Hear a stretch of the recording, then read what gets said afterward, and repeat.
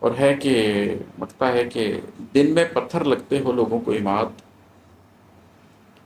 دن میں پتھر لگتے ہو لوگوں کو عماد، رات میں لیکن پانی بن کر بہتے ہو۔ دن کو آپ کو بڑا مضبوط ہو کر گزارنا پڑتا ہے، یہ دنیا بڑی ظالم ہے، اور اس دنیا کے سامنے جب آپ نکلتے ہیں معاش کے لیے تو بڑے مضبوط ہو کر نکلتے ہیں، اس دنیا کو فیس کرنے کے لیے بڑے مضبوط ہو کر نکلتے ہیں۔ لیکن آپ نے چاہے پیسہ کمانا ہو، آپ نے چاہے سچ بتانا ہو، چاہے آپ نے اپنی بہادری دکھانی ہو، وہ ایک خول ہوتا ہے جو آپ نے دنیا کے لیے کام کیا ہوتا ہے۔ پھر آپ رات کو جب رب کے سامنے جاتے ہیں نا تو آپ کی حقیقت کھلتی ہے، پھر آپ کی آنکھوں سے آنسو بہتے ہیں، پھر آپ موم بن کر پگھلتے ہیں۔